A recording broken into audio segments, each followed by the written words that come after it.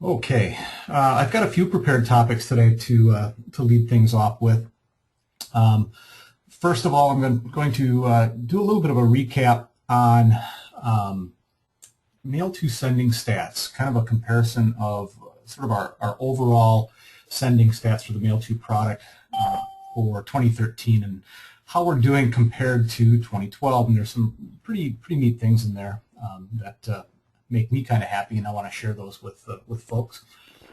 Then I have a short little use case on recurring campaigns that I want to share with people. It's a really kind of a neat, simple way to deploy emails automatically, and I want to pass that along to folks. The third part, I want to talk about 2014 user webinars and kind of a change that we are rolling out for that, and hopefully can increase some user participation with the change that I'm proposing for these, and I'll bring you up to speed on that.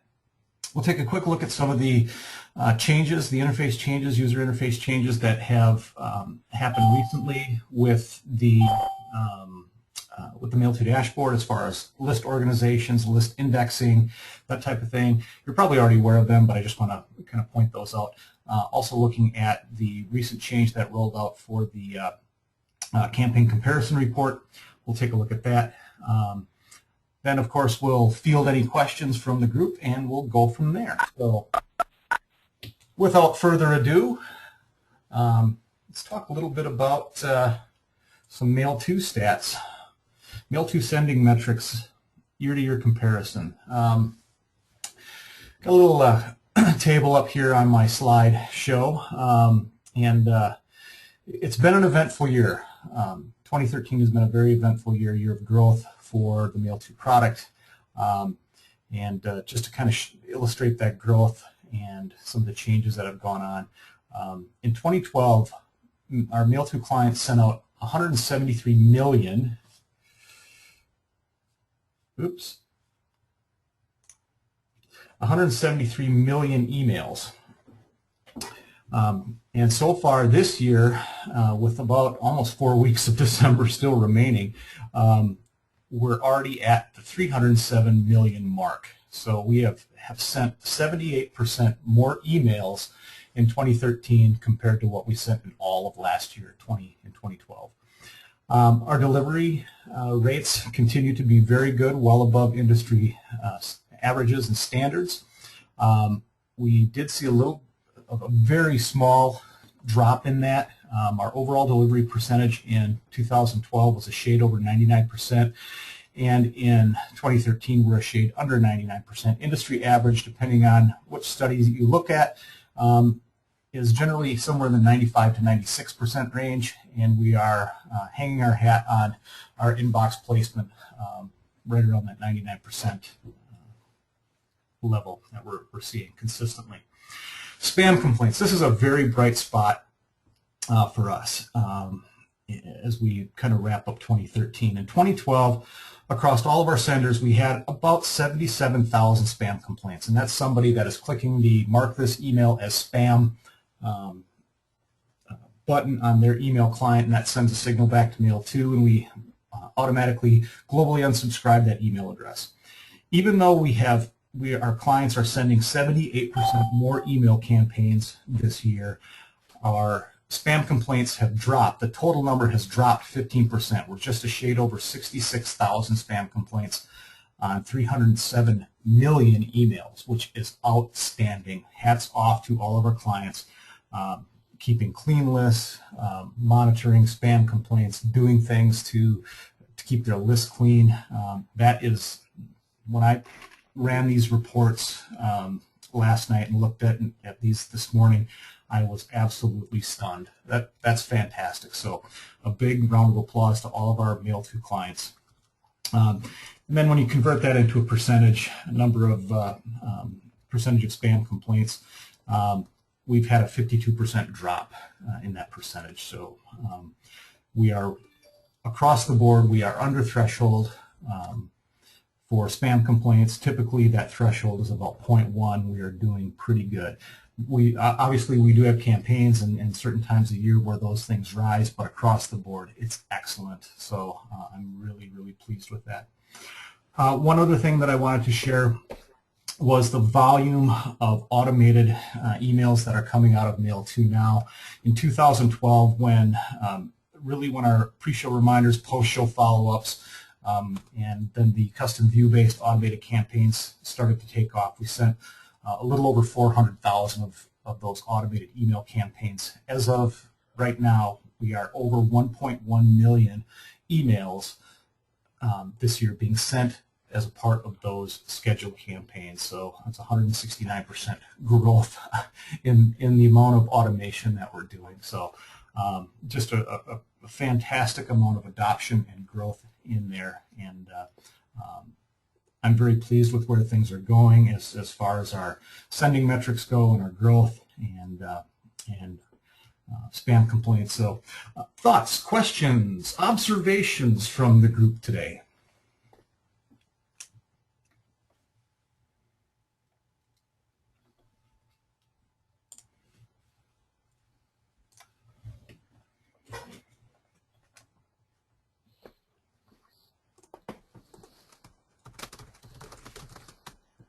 Nothing? Nobody?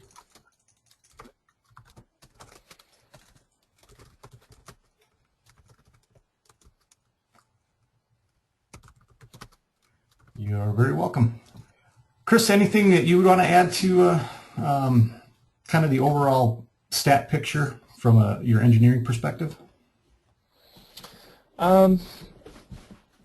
Nothing from a specific user statistic perspective, other than just I hope that over the last year, there have been a lot of big improvements in the platform itself in terms of efficiency and feedback to users and that kind of stuff. So if we're looking at kind of the year in review, we've gotten a lot of positive feedback from users in the last year of how things have gone in terms of both the efficiency of the platform itself and also the amount of feedback that the system gives you on certain things that used to be a bit of a mystery. Now there's more information coming forward about certain things. So we're still continuing to work on that, just kind of the user feedback end of things, so that there aren't, we don't want things to be mysteries. So if you are looking at something and you are thinking, wow, that is not right information, or I wish that it gave me more information on that, let us know, because chances are we can find a way to get it to you.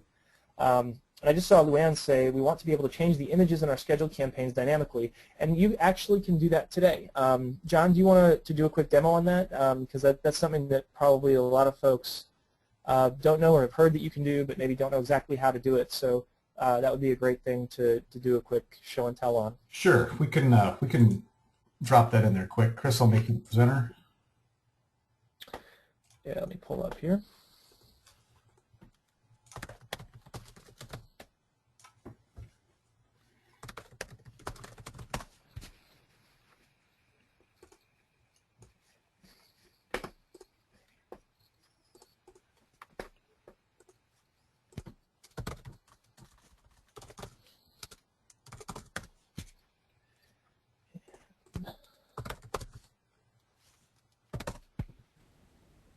Too soon. I should have set up first and then started talking. All right. Okay, so in the schedule campaign, we wanted to swap the images out dynamically. And actually, this isn't limited to just scheduled campaigns. This is something that you can do in any type of campaign that you send out if you want to change the image out based off of a token. So if I go to campaigns and view one of my drafts here, we'll go ahead down to this pre-show reminder campaign that we always use in demos. And when you've got the campaign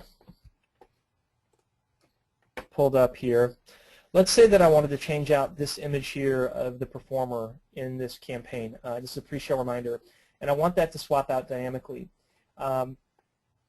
The image path has to come from somewhere. Okay, so that can be whether you're using Tessitura or some other external system for storing some data that you're pulling into these scheduled campaigns, or if you use a custom field in mail2, anything like that. If you have that image path somewhere, so the image has to be uploaded to a server somewhere. It has to live somewhere on the internet, whether that's in mail2's hosted content or somewhere on your website. If you upload your images there, that's fine. as long as you have access to that image path somewhere where you're inputting that using web content, like I said, or there's actually a little bit, I think, a little bit smarter way that you can do it that's a little bit lower maintenance, and that is because the performance number and the production season number are both always coming back, specifically with these performance-based reminders. If you name your image after the production season, if that's how you happen to group your performances, so in this case, maybe the production season is 23 for this particular performance, okay? And if I name that image 23.jpg, which is what it is here, I could actually create all these images at the beginning of the season, or just kind of create them throughout the season, upload them all to mail2 so that they're just sitting there in mail2, and then I can use in the image path here, it would be perf data _ prod season no, which is one of the tokens that comes back with the automated performance-based scheduled campaigns. So I can use that token in my image path here that goes to my image library in mail2. As long as the dimensions can either be the same or they can be different. Well, let's say this is always going to be a 200 by 100 image. Actually, let's do that the other way. Let's go 100 by 200 because it looks like it's going to fit the space better. And then update that. It'll show up as a broken image here, and that's just because the token is in there in this view. Okay, but as soon as but there's a placeholder space there because it has that gray box around it, I can save in next, and when I go to deploy that campaign with a test, it's going to insert the production season number in there into the image path, and it will pull that image from my image library and dynamically insert that image into the campaign that I'm deploying. So even though it looks broken in the detail view there, like it's a broken image, at that point it is a broken image path because you don't have an image named, like the token name, although you could upload a placeholder image that had that same name just if you really had to see an image loading there. You could do that. But of course, you're testing your scheduled campaigns beforehand, so you'd be able to see that that was pulling properly as well. So, so those tokens can be used in image paths, and because those are swapped out dynamically at send time, then it would also swap out the image dynamically as well. Does that make sense?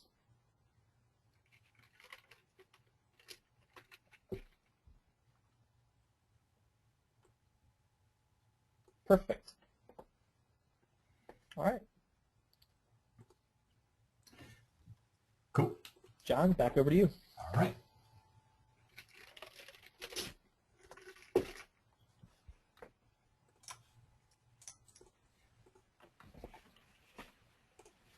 Okay.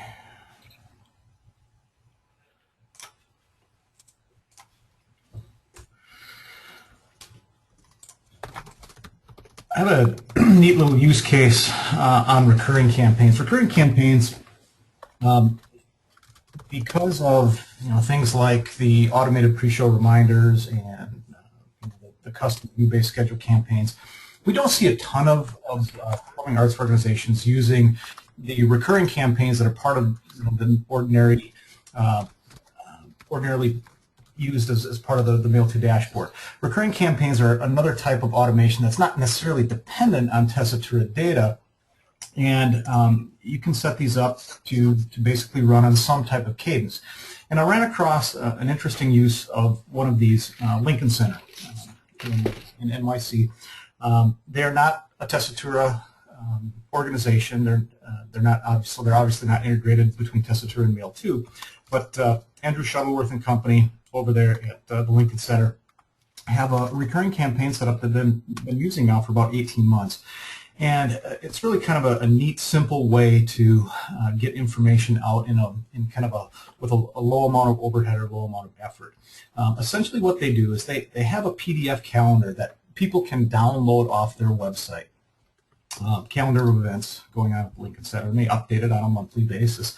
And then with mail2, the recurring campaign, they basically send out a reminder when that gets updated. So on the first of every month, the PDF calendar of events gets updated, and then also the recurring campaign that reminds people of that has a link to it goes out as well. So this is a copy of the email campaign. Real simple. Basically says the updated monthly calendar is now available.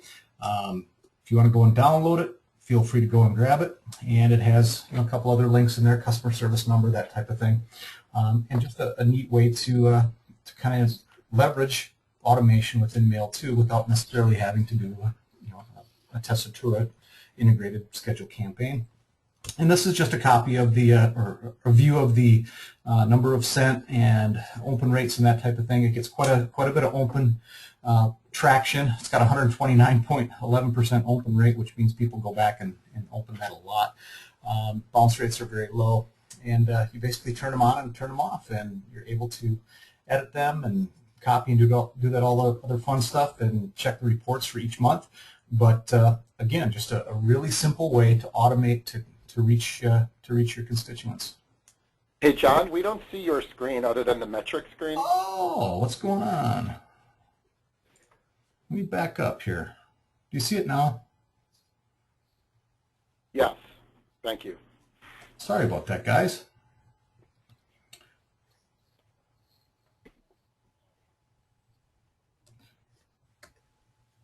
Let me escape out here.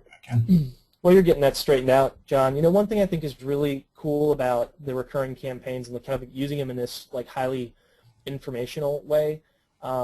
We all get concerned from time to time about like the number of touches that we have with our email audience, and I don't know, personally, like I think that really only becomes kind of overbearing when it's just kind of marketing message after marketing message after marketing message, or like you're trying to really push something with verbiage that's like, check out this great blah, or this beautiful production of etc. with these great, it's like we're using superlatives, and it's like kind of this marketing overload of like sending out campaign after campaign with, all this kind of stuff in it for productions a lot of times. And that, I can see how that could get overwhelming from a patron perspective, but having a recurring campaign that goes out like this, that's just, hey, we got some new stuff, don't forget to check it out. I mean, it's so low commitment, so low, I don't know, maybe low commitment's not the right word, but it's like, it's very passive, it seems very, I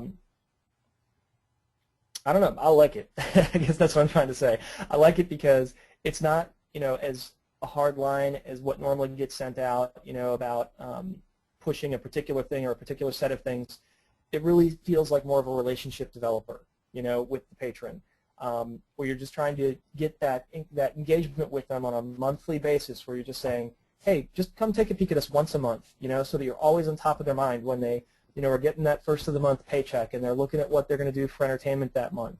They got money in the bank, and they're ready to, spend a little bit of it that month to figure out what they're going to do. So, I don't know. I think it's I don't know that this really plays into a lot of the concerns that we always have about over-communicating with people, because it's such a convenience thing to patrons to do this. I don't know. It seems pretty neat. What do you guys think about that?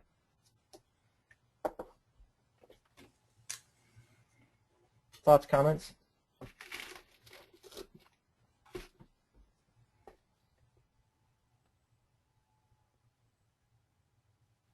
Okay. Hi, it's Something Beatrice. to think about anyway. I have a question. For the recurring campaign, will you be showing us an example of, let's say, how you import contacts and how you send out this campaign? Sure.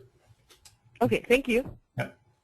Actually, it's really it's not even a matter of importing contacts. It's basically set to go to a certain list. In this particular case, they're using a private list. Let me exit out of here.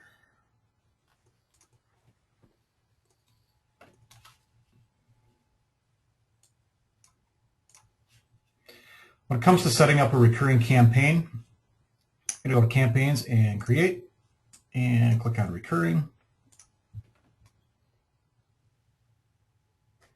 And the first thing you do is you set the cadence, and in this particular instance, we'll say on the first of the month at, let's just say 12 p.m. You set your time zone, save and next. What you'd basically do is you can set up a public list to do this. Lincoln Center is using a private list to do it. They basically ask people if they want to get on kind of a monthly reminder list. So you would just set, let me just say that this,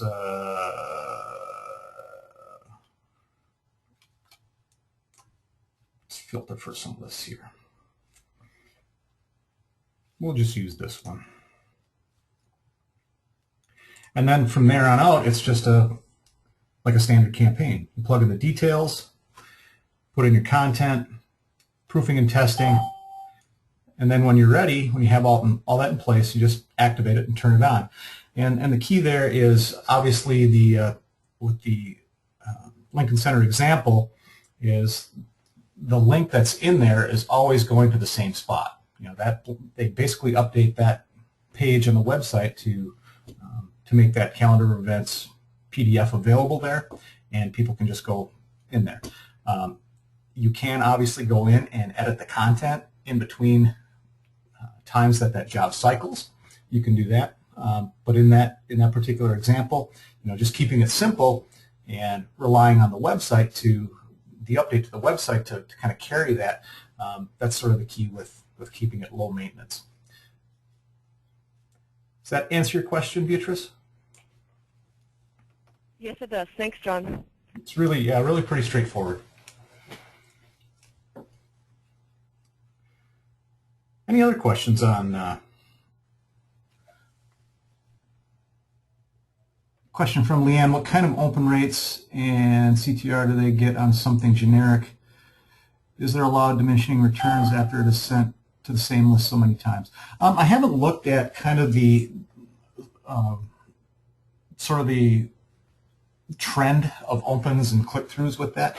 From that macro level, it seems pretty good, but I haven't taken the deep dive in there to kind of see if there is a point of diminishing returns with it. That list does seem to be growing for them. It's not a huge list by any stretch, but it has seen some growth with it. That's a really good question. We'll take a look at that, and if anybody is inclined to do something like this, let me know. Let me know that you're giving it a shot. Be really interested to kind of watch and see how that develops over time.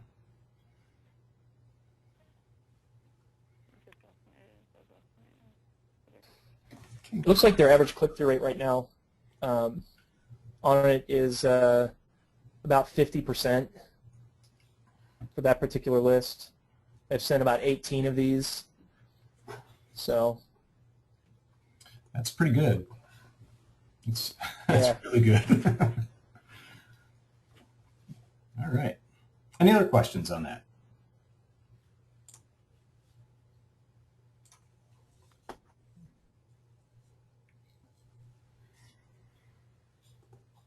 Okay, looking ahead to next year as we wind down 2013, I want to talk a little bit about these webinars going forward into the next year. And first of all, here's our schedule, and I will actually be sending out more information on this in an email to everybody in the next week or so.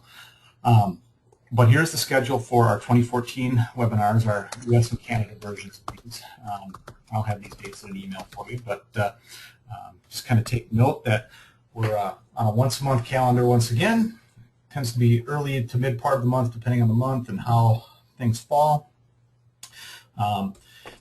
Then I do want to kind of solicit volunteers for next year to kind of give you an opportunity, give our users an opportunity to participate in the webinars. And we're going to try to make it easy for people to participate, give you your 15 minutes of fame as a Mail2 user, and also actually even reward folks that volunteer to present on the webinar. So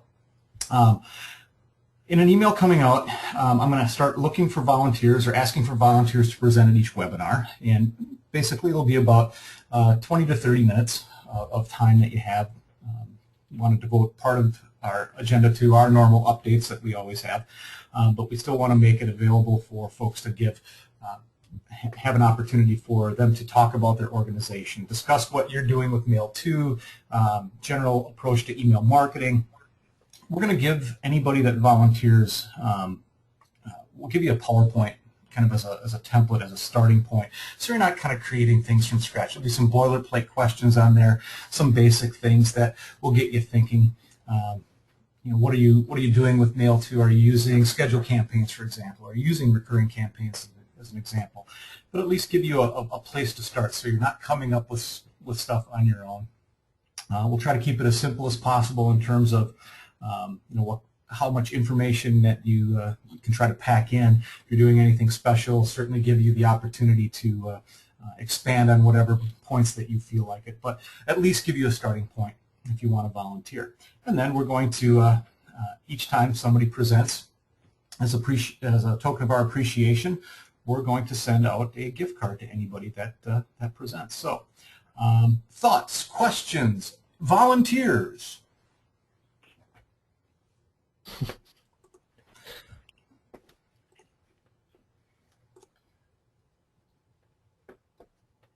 Anyone?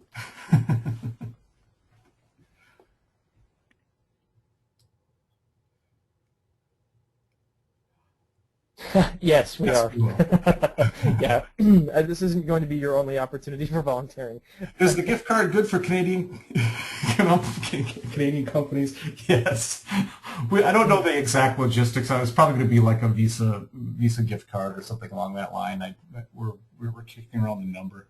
Yeah. Kelly is volunteering, and really when the volunteer email comes out, it's going to kind of be first come first serve. Give me a month or two that you're interested, and we'll kind of go from there. Oh, look at this. Leanne has a suggestion. Any opportunity to do a theme by month? For example, December might be scheduled campaigns month, January social connections, that type of thing. That's interesting. That'd be cool. Interesting thought. And maybe we could set up like a Google Doc or something, John, that just allow people to kind of go and fill in names as well in a month, just so people can see what months are available. That kind of stuff, too. We can talk about. Very cool. Getting that done. So great. Well, that sounds like the idea is a good start. So that'll be good. Any additional thoughts, questions on that? How did holiday stuff go for people this year? Did you already talk about that briefly, just like over Thanksgiving, Black Friday, Cyber Monday, Giving Tuesday?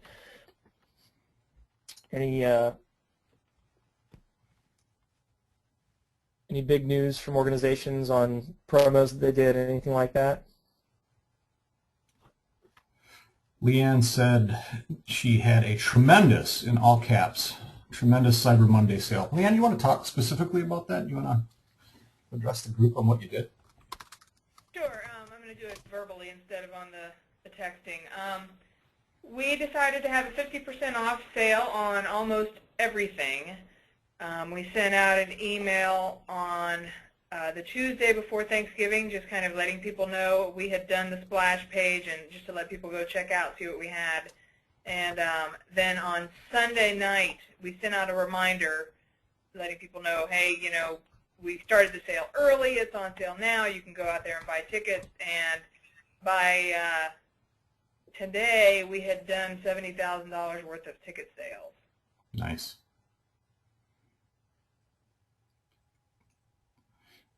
Anybody else make a big splash?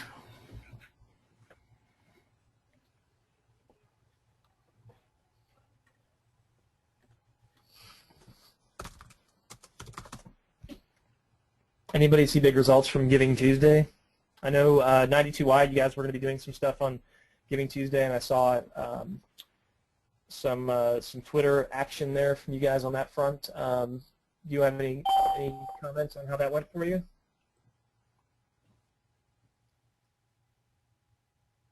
We sent a lot of, well, not a lot. We sent some very specific Giving Tuesday emails. We don't get a lot of donations through email. It seems to be like pulling teeth. Yeah, right.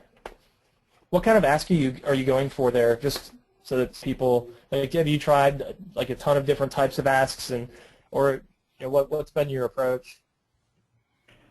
We had a few different approaches. So we started Giving Tuesday by sending within our regularly scheduled emails a message that was program specific based on the list, what that email was. Mm-hmm. Those were the people that were regularly subscribed. Then we pulled lists for people that we knew we could send email to that would have the interest, and we sent some very specific letters from our executive director or from our development director to different lists. And Okay. the one from our executive director did somewhat okay, but nothing that would really knock our socks off. Right. The rest of them, we really didn't see many clicks on the donation asks. Okay. Elizabeth, is there anything you want to add to that?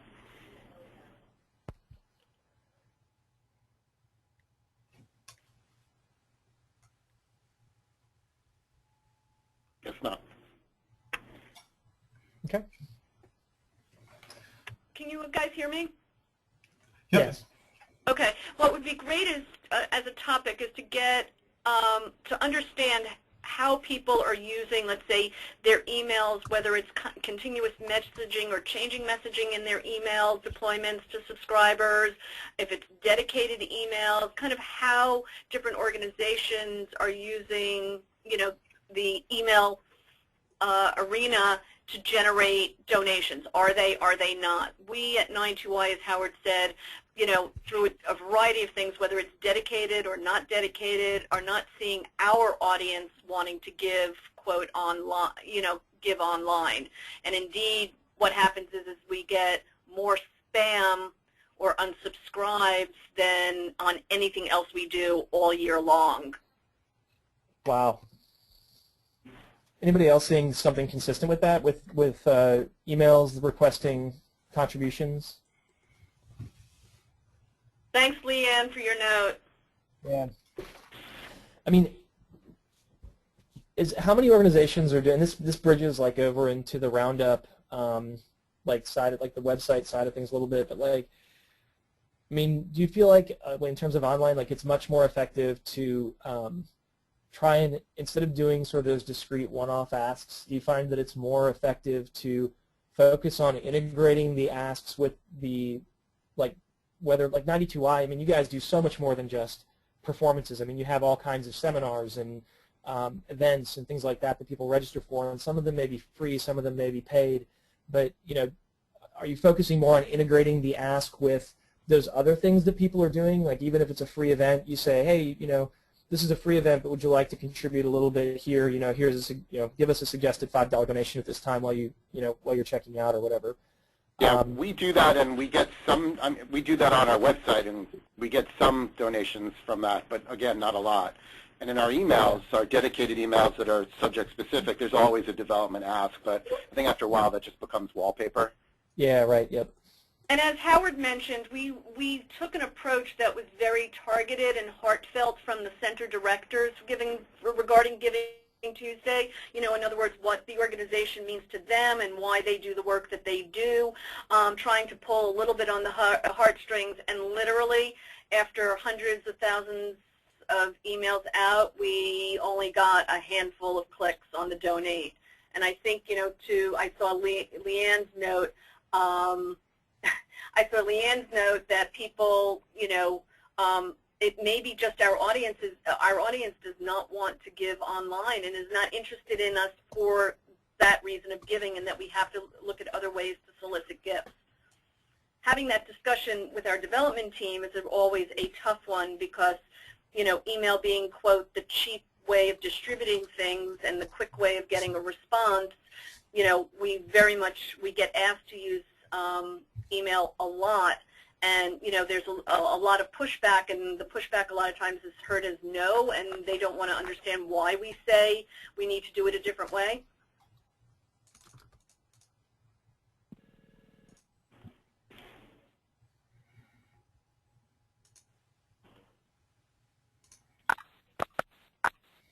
Shannon, you had a comment in there in the chat window for our annual fund email, we're planning on doing A/B split on the ask and based on clicks. Can you tell us a little bit more about what you're thinking there? I'm sorry, can you say that again? In the chat window, you said for our annual fund email, we're planning on doing A/B split on the ask based on clicks. Want to kind of tell us a little bit more about what your plan is there? Yeah, so our annual fund, and I'm actually thinking with everyone saying that their email for Giving Tuesday or whatever email campaign they were doing wasn't very successful for them. I'm thinking it maybe stepped on the toes of another campaign.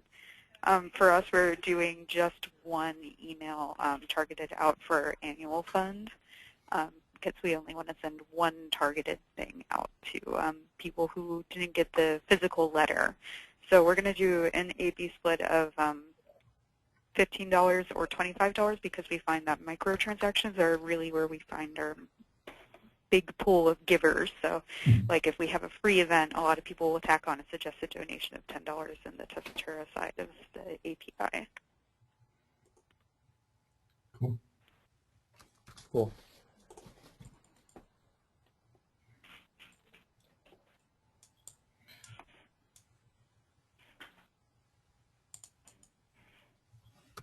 But I don't know if anyone's running any other campaigns at this time that might have interfered with them in their development department.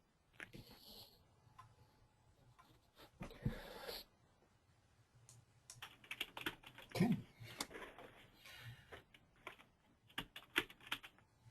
Any other questions from the group?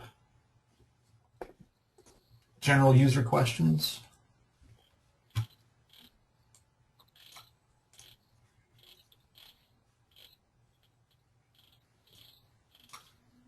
Okay.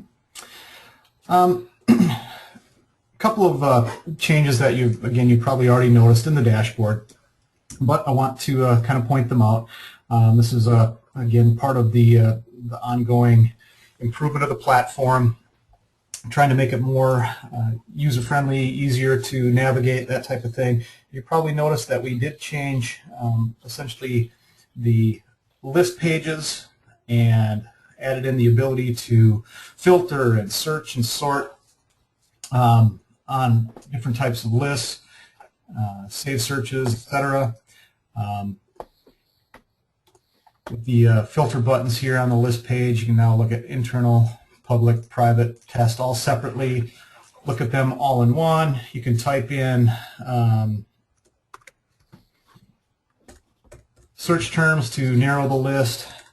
I just think I love it. I'm absolutely thrilled with with how much cleaner the interface is in this regard, and that also translates over obviously onto the recipients tab on campaigns. If you haven't noticed this already, if you're still in the classic view, you can actually switch back to the classic view if you like it as well. But I'm loving the ability to filter and search and add. Leanne said, as a request, can you move the delete button right by the list name so you don't mistakenly delete the one above below? We can certainly look at that, Leanne. Group state searches. I just think the ability to kind of narrow down what you're looking for is much cleaner.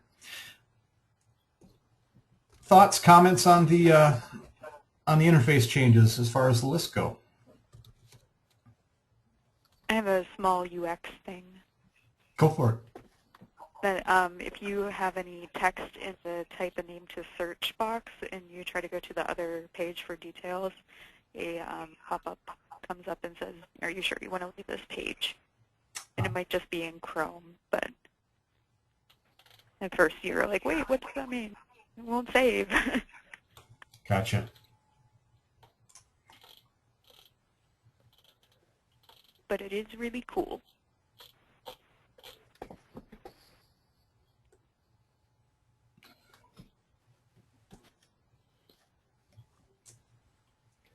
And yep, we're going to look at the campaign comparison report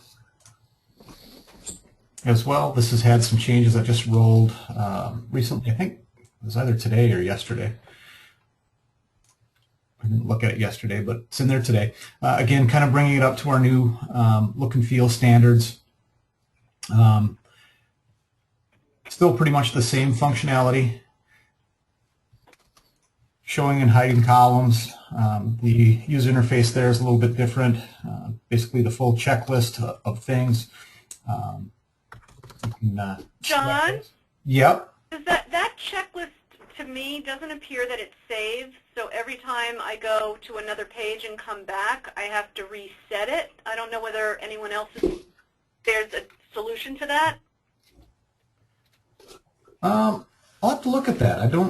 I thought it did. Let me look at that and get back to you on that one, Elizabeth. The other question is, the page has gotten extremely wide and you have to scroll down to the bottom and then scroll over to the right in order to get to those right-handed columns.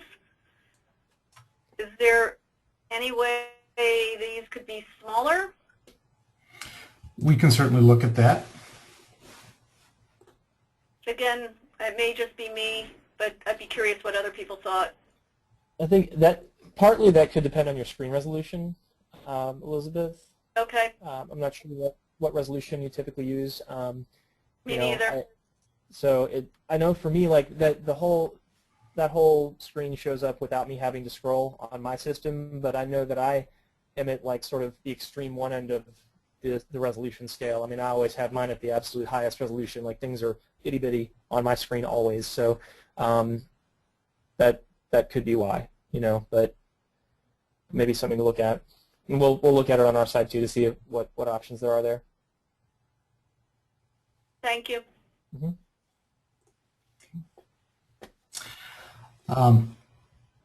Where we're headed next in terms of user interface changes along this line for improved usability in the campaign section.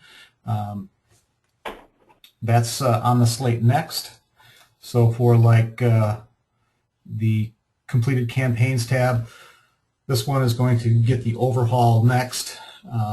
Be able to do sorting and filtering as well on that. So looking forward to that. Right now that is scheduled to roll, I do believe next week. Hopefully we see that roll then. And that's going to be a giant improvement. We're all looking forward to that one as well.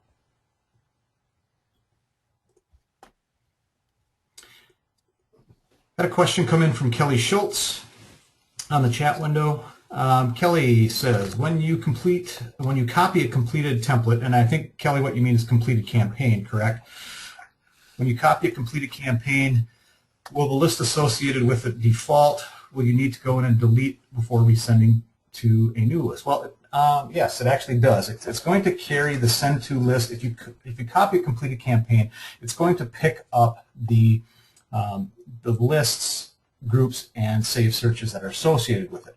Now, if you're just say sending that out to like one of your public or private lists, you don't have to go in and kind of refresh that. I mean, those public and private lists are always in sync, so you can just send it. However, let's say you set up a save search that is a segment of your Testatura database that you brought over through the integrated import. That you will want to refresh because that is not happening dynamically. That refresh, that save search that you imported is a snapshot in time when you did that import. So if you're making a copy of that campaign and you deployed it previously to that save search, you're going to want to empty out that send to or remove that from the send to, re-import your new save search, and then deploy your campaign. Does that make sense?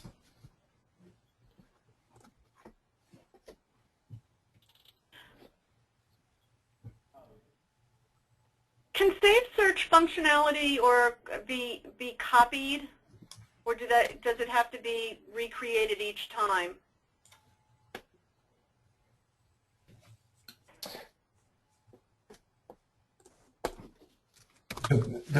Depending on if the save search is built in mail2 or if you're bringing in that a Testatura import into a save search.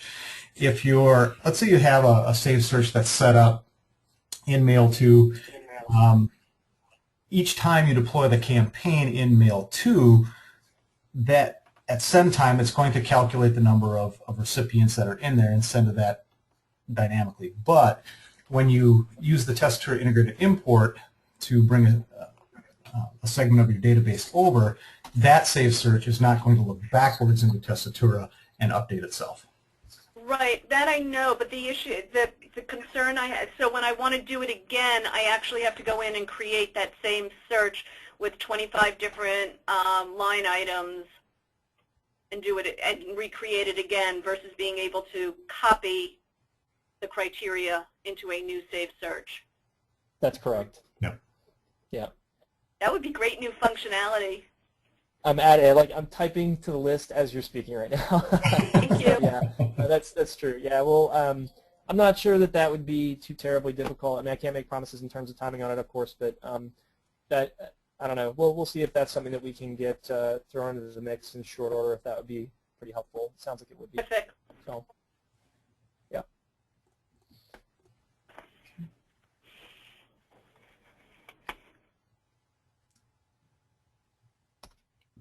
Any other questions from the group?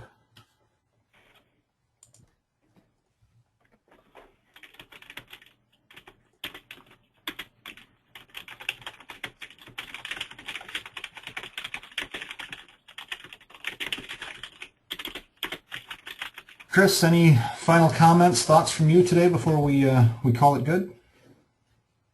Merry Christmas, everybody.